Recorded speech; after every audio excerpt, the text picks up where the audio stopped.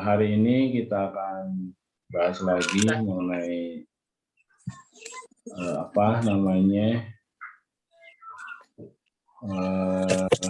akuntansi pajak, rekonsiliasi fiskal.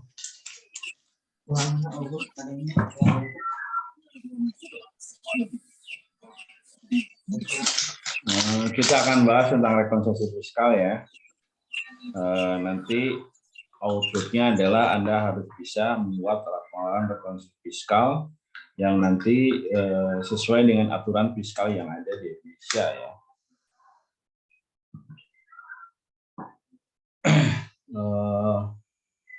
Kita lihat kemarin kan sudah dibahas ya rekonsiliasi fiskal sebagian. Nah ini jadi koreksi fiskal menurut akuntansi. Jadi perlu diketahui oleh Anda semua bahwa rekonsiliasi fiskal ini dibikin oleh bagian akuntansi ya, artinya bagian akuntansi komersil, bukan oleh fiskal ya.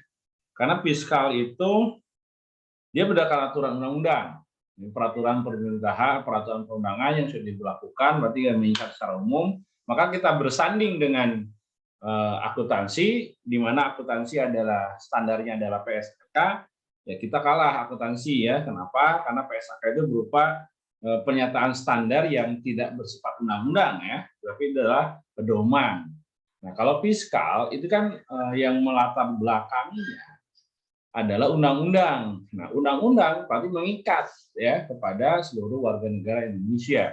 Nah, sama dengan fiskal ini dan akuntansi. Jadi, nanti yang harus menyesuaikan adalah laporan komersil akuntansi yang dibuat secara komersil dengan undang-undang perundang-undangan fiskal. Maka dibuatlah yang namanya koreksi fiskal. Ingat, koreksi fiskal ini bukan laporan akuntansi yang baru ya. Jadi bukan laporan finansial accounting yang baru atau versi lain, tetapi adalah menyesuaikan. Jadi menyesuaikan akun-akun atau besaran-besaran akun yang dimuat dalam financial report yang nantinya disesuaikan dengan aturan fiskal yang berlaku di Indonesia. Maka di sini koreksi fiskal menurut akuntansi tidak memerlukan pelakuan jurnal khusus. Kenapa? Karena akan berjalan seperti biasa di akuntansinya, gitu kan? Hanya mungkin nanti ketika terdapat koreksi, pada prinsipnya koreksi fiskal tidak mengubah besar, ya. Besarnya saldo pada rekening nominal atau rekening nil pada neraca maupun pada laporan rugi. Jadi intinya ketika ada koreksi fiskal tidak merubah apapun, anything dalam laporan finansial dan jurnal-jurnal, ya. Tetapi nanti ketika ada koreksi fiskal, nah nanti ada jurnal penyesuaiannya ya. Nanti dari hasil koreksi fiskal itu. Nah, sekarang jenis koreksi fiskal apa saja yang ada? Ya. Satu adalah ada dua kemungkinannya. Koreksi fiskal positif dan koreksi fiskal negatif ya. Koreksi fiskal positif itu mengakibatkan laba kena pajak atau penghasilan kena pajak menjadi lebih besar. Jadi positif berdasarkan fiskal ya, bukan positif berdasarkan accounting komersil. Jadi nanti laba setelah pajak itu akan lebih besar kalau koreksi fiskal positif. Sedangkan koreksi fiskal negatif itu dampaknya adalah mengakibatkan kebalikannya dari yang tadi positif, yaitu penyebabkan laba kena pajak atau penghasilan kena pajak menjadi lebih kecil. Ketika labanya menjadi kecil, maka juga akan berdampak terhadap fiskal pajaknya juga akan lebih kecil, maka disebut negatif, yang disebut dengan koreksi fiskalnya. Ya, nanti di dua kemungkinan nih dari laporan risiko fiskal itu ada dua, positif dan negatif. Jadi positif negatifnya dari sisi fiskal ya, bukan dari sisi accountingnya. Jadi dari sisi fiskal. Ya. Nah ini koreksi fiskal positif itu ada penambahan, ada dua kemungkinan. Satu penambahan pendapatan, kedua ada pengurangan beban. Penambahan pendapatan berarti kan ada pendapatan yang belum diakui pada periode yang bersangkutan atau yang seharusnya diakui. Jadi ada kemungkinan pendapatan yang diterimanya nanti deh periode berikutnya, padahal harus diakui periode pada saat sekarang. Ya. Sedangkan pengurangan beban adalah beban yang tidak terkait langsung dengan kegiatan usaha perusahaan untuk mendapatkan, menagih, dan memelihara pendapatan. Jadi beban-beban keluar biayanya mah, tetapi tidak berkaitan dengan tadi 3M, mendapatkan, menagih, dan memelihara pendapatan pada periode tersebut, maka tidak diakui secara fiskal. Ya. Kemudian yang kedua, beban yang tidak diperkenankan sebagai pengurangan penghasilan. Nah, ini adalah beban yang tidak diperbolehkan secara fiskal. Ya. Bukan artinya bahwa beban itu tidak keluar, ya, secara komersil. Keluar, cuma secara fiskal tidak diakui. Kemudian yang kedua adalah beban yang diakui terlalu besar. Tadi bisa terjadi, bisa.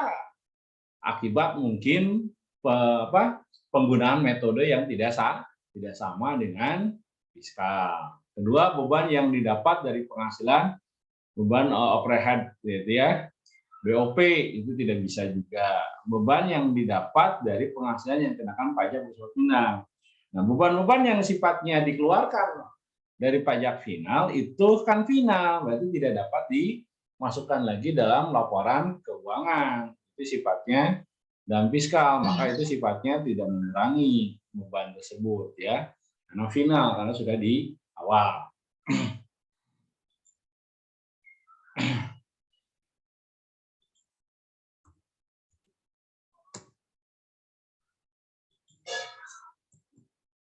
Oke, berikutnya koreksi fiskal negatif. Nah, ini negatif itu dalam arti fiskal, ya, jadi mengurangi ke pajaknya.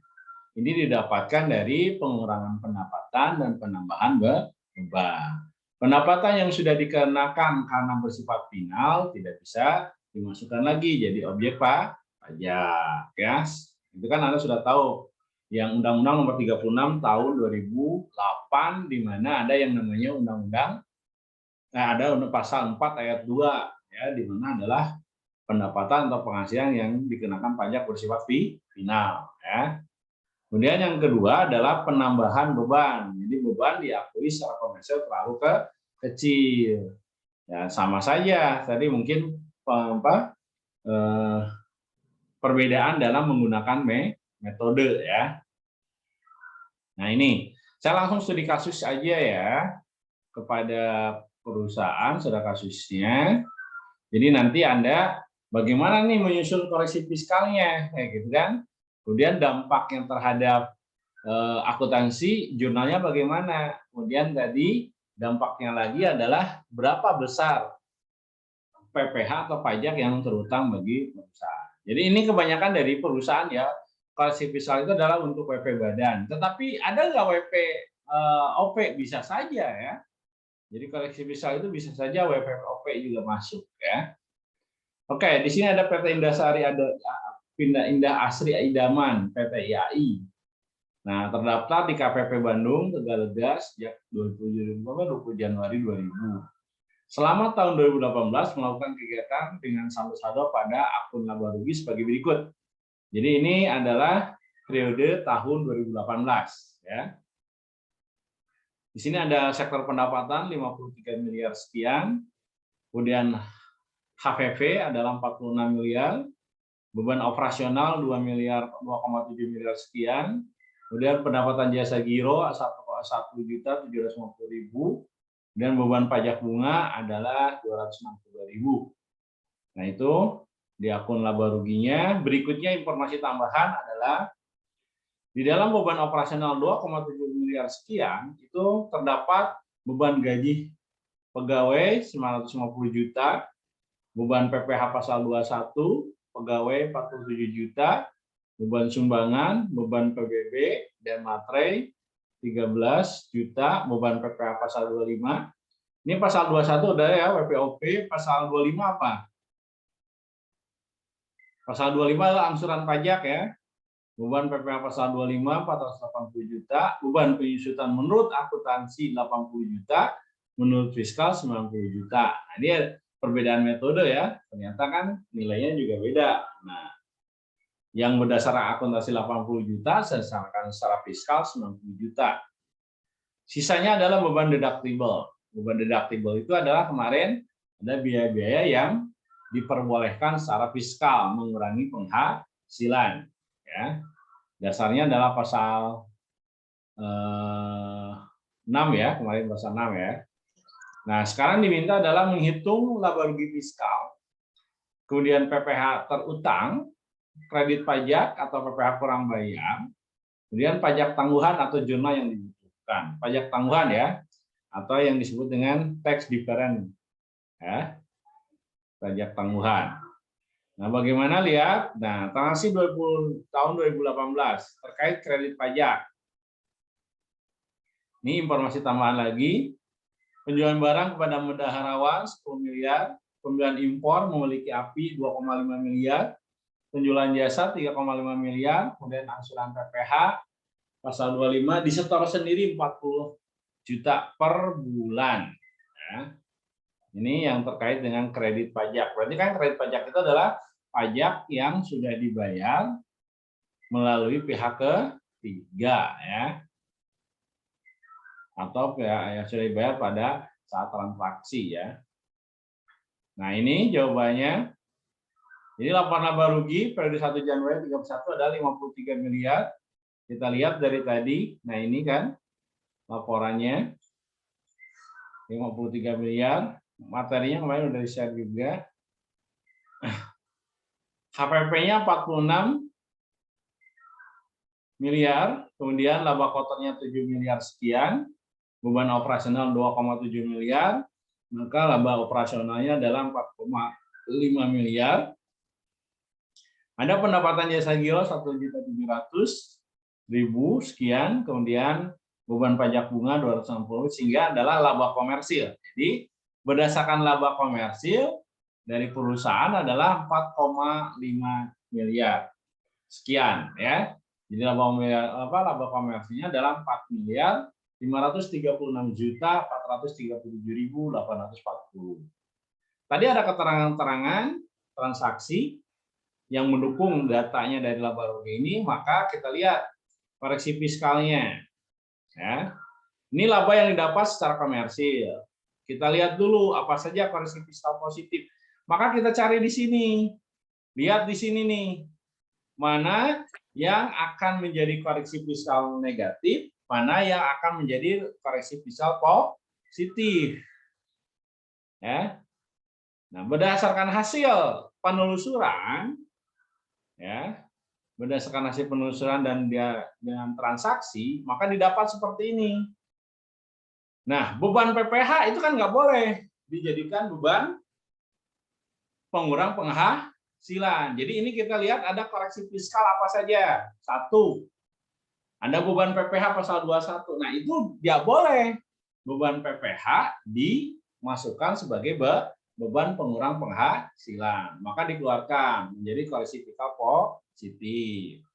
Beban sumbangan, ingat dalam konteks beban sumbangan harus berdasarkan penerimanya jelas. Kalau misalkan tidak jelas, maka beban sumbangan tidak bisa dimasukkan dalam pengurang penghasilan. Kemudian ingat juga beban PPh pasal 25 adalah angsuran pajak, tidak boleh juga dimasukkan. Beban pajak bunga juga sama, tidak boleh dimasukkan. Kenapa? Karena beban pajak bunga itu maksudnya pajak final, ya. Nah, pajak final itu tidak boleh dikreditkan dalam pengurang penghasilan, maka dikurangi. Nah, jadi jumlah koreksi fiskal positif 543 juta. Berarti secara penghasilan bertambah dong. Kenapa demikian? Karena ada beban-beban yang tidak bisa dikurangkan sebagai penghasilan. Sebagai beban ya. Ada beban-beban yang tidak bisa dikurangkan sebagai pengurang penghasilan. Nah, sedangkan ada juga koreksi fiskal negatifnya apa? Di sini ada tadi pendapatan atau pajak final. Tadi kan ada jasa giro. Nggak bisa ini dimasukkan. Dalam laporan akuntansi mah dimasukkan ya karena real, cuma secara fiskal dia tidak boleh menjadi penambah penghasilan karena sudah masuk pajak final. Kemudian selisih penyusutan tadi. Nah, ini lihat. Nah, secara akuntansi beban penyusutan itu tahun 2018 adalah 80 juta. Tapi secara fiskal ternyata 90 juta. Jadi ada selisih beban sebesar 10 juta, maka itu dikurangi terhadap penghasilan. Kenapa demikian? Mungkin metodenya berbeda, ya. Kan yang diakui fiskal hanya dua, yaitu metode garis lurus dan saldo menurun. Sedangkan ini mungkin saja metode yang lainnya, sehingga beban pengusutan menurut akuntansi lebih kecil daripada kan berdasarkan fiskal. Maka itu masuk koreksi posisi negatif 10 juta. Nah, jadi dari 543 juta koreksi fiskal positif, sedangkan koreksi negatifnya adalah 11.700.000 sekian, maka laba fiskal yang seharusnya adalah yang tadinya secara komersil, accounting komersil dalam 4,5 miliar, ternyata secara fiskal, laba fiskalnya atau laba penghasilan kena pajaknya adalah 5.067.980.000, ya. Berarti kan nanti ini akan berdampak terhadap pengenaan pajaknya, kan gitu ya, karena ini dasar PKP-nya. Maka laba fiskalnya sekian, sedangkan ya, PPH terhutang 4,8 miliar. Ini aturan yang masuk terhadap konteks 8,5 miliar, 4,8 sampai dengan 50 miliar ya. Karena di bawah 50 miliar itu ada fasilitas ya, pengurang penghasilan ya. Jadi 4,8 miliar dibagi 2,7 juta, 23 miliar dikali 5,6, jadi sekitar 1 ya. Jadi memperoleh fasilitas pengurang ya, 1,0824 miliar, 1,024 miliar sekian. Sedangkan yang tidak memperoleh fasilitas adalah dari 5,5 miliar dikurangi 1,24 miliar ya. Jadi 4,43 juta. 4 miliar 43 juta yang tidak memperoleh fasilitas pengurang pajak. Maka di sini yang 1,024 miliar itu dikasihkan fasilitas pajaknya 50%-nya dari tarif WPOP ya, WP badan ya, di mana pasal 29 ya, 25%. Jadi 50% ya dikalikan 2,5% tarifnya. Jadi 50%-nya dapat fasilitas. Jadi 124 juta PPh-nya. Kemudian 25% kali yang tidak dapat fasilitas 4 miliar. 1 miliar 10 juta. Sehingga jumlah PPh yang terutang yang sebenarnya berdasarkan fiskal itu adalah 1.138.965.325. Jadi itu PPh terutang secara fiskalnya. Kan tadi sudah ada kredit pajak. Nah, yang sudah dibayar dari 1,1 miliar sekian ini kita lihat. Pasal 22 sudah dibayar nih 1,5%. Ingat, bendaharawan yang bersumber dari keuangan negara, BUMN maupun BUMD, pemerintah daerah maupun pemerintah pusat, ini kan tadi dapat proyek penghasilan 10 miliar sekian, 1,5% sudah dibayar, ya, 160 juta. Kemudian ada PPh pasal 22 impor, karena punya API ya, yang ini ya, mana tadi? Nah ini dia memiliki API, maka 2,5% kalinya besaran impornya 62.500.000. Nah kalau tidak punya API berapa persen? Masih ingat? Winda, Aji? Kalau tidak punya API? Kalau tidak punya API adalah 7,5% ya. Kalau punya API 2,5%. Kemudian ada PPh pasal 23 penjualan jasa 2% ya. Kalau penjualan sewa ada hadiah Buderos itu 15%. Kalau penjualan jasa pasal 23 adalah 2%. 70 juta sudah bayar kepada pihak ketiga. Kemudian PPh pasal 25 yang di store sendiri berarti kan angsuran pajak 40 juta per bulan sudah setor 12 kali 12 bulan berarti 480 juta. Jadi kredit pajaknya adalah 773 juta ya yang sudah dibayar. Sedangkan pajak turutangnya adalah 1,1 miliar sekian yang sudah dibayar 773 juta.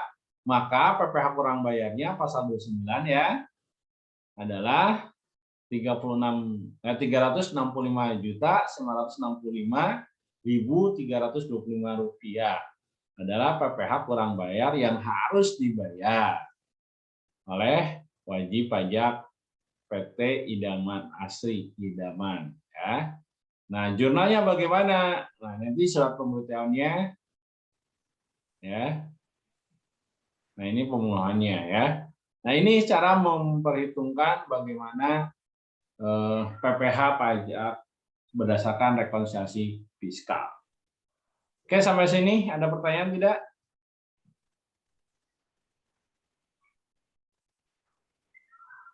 Nah, ya.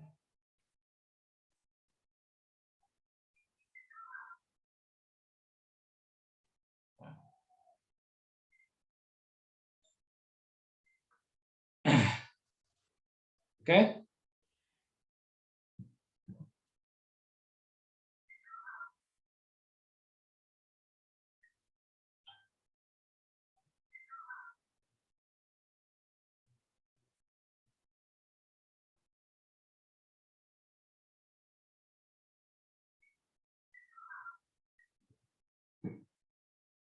Jadi Anda nanti dibikin rekonsiliasi fiskalnya seperti apa, nanti menentukan berapa jumlah pajak yang seharusnya yang terutang dan berapa PPh yang masih kurang bayar atau bahkan mungkin bisa saja lebih bayar. Oke, silakan ada yang bertanyakan? Nah, seperti itulah cara menghitung variasi fiskal.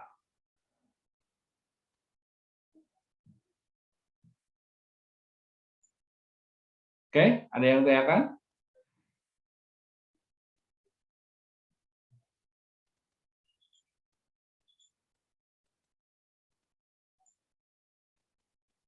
Silahkan.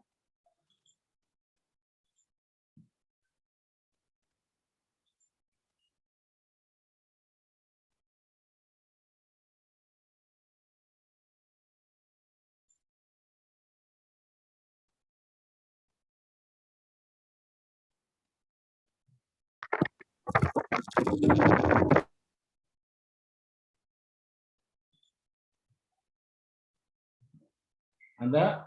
Tidak? Oke, kalau tidak ada, ini saya ada sebuah kasus, ya, latihan kasus fiskal. Nanti Anda bikin seperti tadi yang saya utarakan, berapa nanti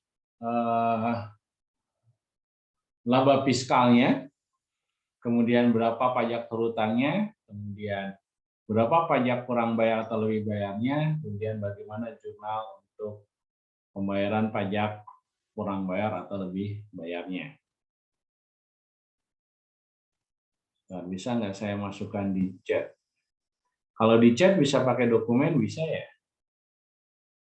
Oh, ini pakai apa ya? Dropbox, Google. Oh, nggak bisa ya?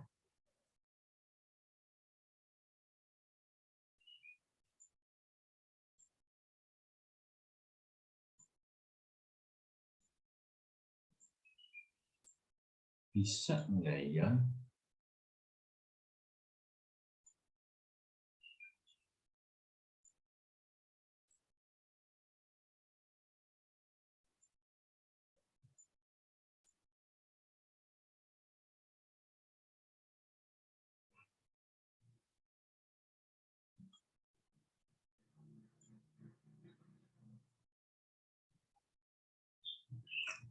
Oh, nggak bisa ya.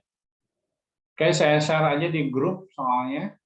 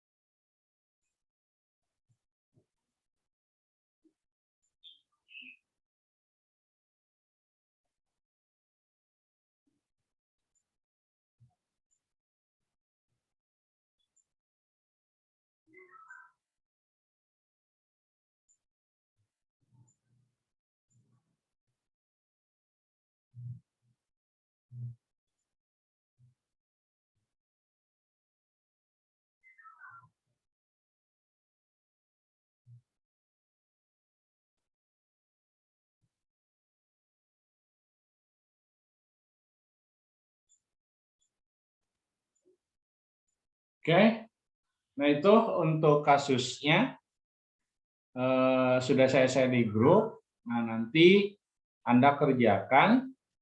Ini individual ya, individual latihan. Nanti hasilnya Anda share atau Anda kumpulkan ke,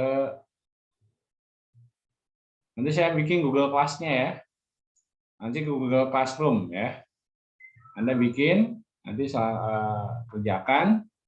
Saya tunggu jam berapa ya? Sekarang jam berapa? Baru jam 10 ya? Kayaknya cukup ya, 1 jam mengerjakan. Aduh.